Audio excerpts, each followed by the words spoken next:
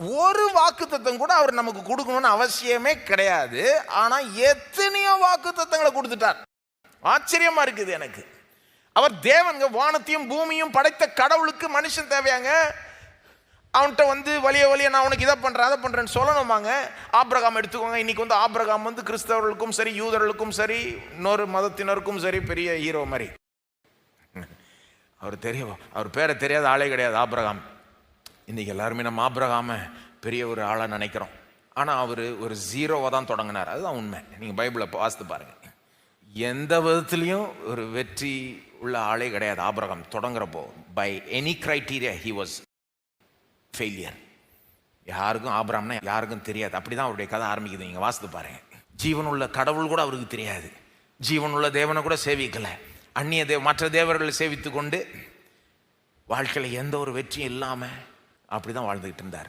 தேவன் என்ன பண்ணுறாரு? அவர்கிட்ட வந்து வாக்குத்தத்தத்தை கொடுக்குறார். நான் உன்னை பெரிய ஜாதி ஆக்குவேன். ஆபிரகாம கேட்டார், ஆண்டவரே எனக்கு ஏதாவது எனக்கு வாக்குத்தத்தம் கூட எனக்கு செய்யணும் ஒன்றுமே கேட்கல. அவரே வந்து நான் உனக்கு இதை செய்ய போகிறேன். ஒரு பிள்ளை கூட இல்லாதவனை பார்த்து சொல்கிறார், உன்னை பெரிய ஜனமாக்க போகிறேன், நான் உன் பேரை பெருமைப்படுத்துவேன்.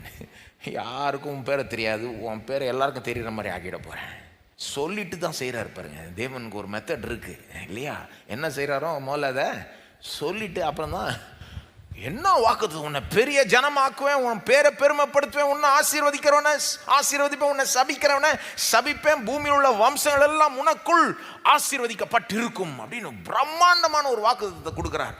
அப்படியே தேவனுடைய இனிஷியேட்டிவ். அவர் முன் வந்து கொடுக்குறார். பெரிய கண்டிஷன்லாம் கிடையாது. சும்மா அவன் வீட்டை விட்டு சொந்த ஊரை விட்டு கிளம்பு போ, அது செய்கிறது கஷ்டம்னு வேணால் ஒத்துக்கலாம்.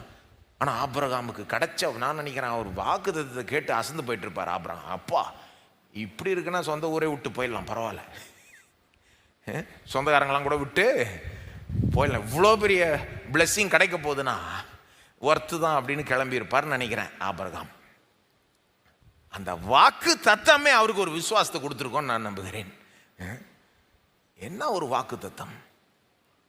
திரும்ப திரும்ப நீங்க பார்க்கலாம் பாருங்க. தேவனே முன் வந்து உனக்கு இதை செய்கிறேன் அதை செய்கிறேன்னு சொல்றாரு. இது ஆச்சரியமான ஒரு காரியம். இதை கொஞ்சம் நீங்க நினைச்சு பார்க்கணும். இது வந்து தேவனுடைய அன்பை காண்பிக்குது, தேவன் செயல்படுகிற விதத்தை காண்பிக்குது, தேவன் வந்து வார்த்தை தேவன் என்பதை காண்பிக்குது, ஒரு காரியத்தை பட்டுன்னு செய்யறதை விட சொல்லிட்டு செய்ய விரும்புகிறார் என்பதை காண்பிக்குது.